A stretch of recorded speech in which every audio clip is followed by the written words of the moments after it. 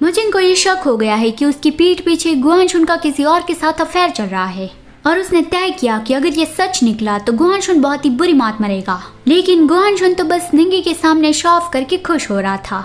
मुजिन क्या सोच रहा है उस बारे में गुआनशुन को कोई भी आइडिया नहीं था। जैसा उसने निंगी को फोन पे बताया था, वो मुजिन के पास सोने के लिए गया, लेकिन मुजिन ने उसे किक लगा के भगा दिया कि मुझे अपने बेड पर कोई कचरा नहीं चाहिए, आज रात तुम फ्लोर पे सोओगे। गुआनशुन को कुछ भी समझ में नहीं आया कि ये अचानक से क्या हुआ। उसने मुजिन को बुलाया, लेकिन मुजिन ने दूसरी ओर करवट बदल ली थी और कहा कि शट अप, मुझे अब सोना है। लेकिन गुआनशुन ऐसे ही थोड़ी रुकने वाला था। उसने मुजिन का पैर खींचकर उसे भी बेड से नीचे ले लिया कि जहाँ तक तुम्हारे साथ सोने मिले, मैं तो कहीं पे भी सोने के लिए तैयार हूँ। शायद हम उसके लिए नई नई जगह ट्राई कर सकते हैं। वो मुजिन की थाई पे उंगलियां फिराने लगा तो मुजिन जोर जोर से हंसने लगा कि मुझसे दूर रहो गुआनशुन, मुझे गुदगुदी हो रही है। अगर फिर से ऐसा किया तो तुम्हारे चेहरे पे पंच लगा दूंगा। वो गुआनशुन के ऊपर आने वाला था, लेकिन गुआनशुन ने उसे रोका और पूछा कि मैं ब्यूटी, अगर हमारा बच्चा होगा तो फिर वो हम दोनों में से किसके जैसा दिखेगा। और उसने मुजिन के ऊपर आते हुए कहा कि क्यों ना हम जूनियर मुजिन को ही बनाए। चलो अब देख लेते एक एक्स्ट्रा सीन जो है वेयरवुल्फ गुआनशुन और वैम्पायर मुजिन के बारे में। फुल मून नाइट को वेयरवुल्फ गुआनशुन हाउलिंग कर रहा था, लेकिन वैम्पायर मुजिन ने उसके मुंह पे चप्पल मारा कि चुप रहो और अपना काम करो। तुरंत ही गुआनशुन बहुत ही एक्साइट हो गया और कहा कि यस मास्टर, क्या आज रात हम वो 7 टाइम्स करने वाले हैं। मुजिन ने गुस्से से चिल्लाया कि शट अप और अपना जो काम है वो करो। चलो तो फिर अब आपके लिए एक सवाल, आप क्या चाहते हो कि गुआनशुन और मुजिन का एक बेटा होना चाहिए या फिर एक बेटी होनी चाहिए, लड़का या लड़की? कमेंट में अपना जवाब बता देना, ठीक है।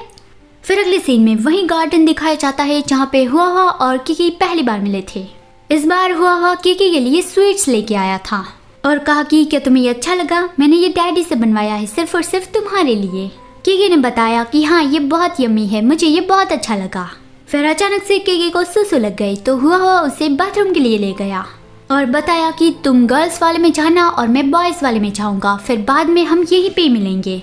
हुआ सुसु कर रहा था तब वहाँ पे किकी को भी देख के वो डर गया कि किकी तुम यहाँ पे क्या कर रहे हो, क्या तुम एक लड़का हो।